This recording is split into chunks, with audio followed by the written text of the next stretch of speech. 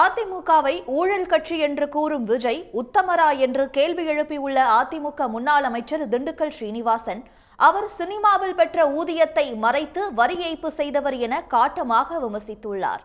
CBI விசாரணைக்கு பிறகு பாஜகவை விமர்சிப்பதை விஜய் நிறுத்திவிட்டதாகவும் சாடியுள்ளார்.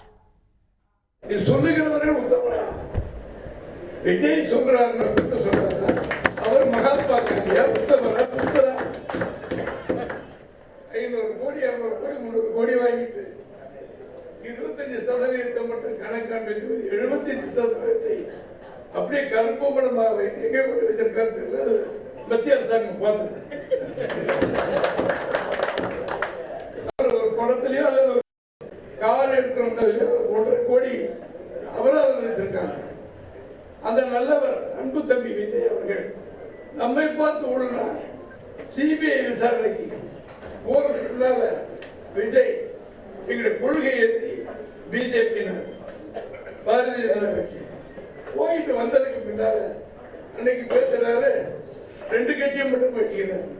ஆண்ட கட்சி, ஆளுகின்ற கட்சி. நம்ம 2 பேர்த்த மட்டும் பிஜேபி விட்டுட்டாரு. என்ன சொன்னாங்க தெரியல. சிபிஐ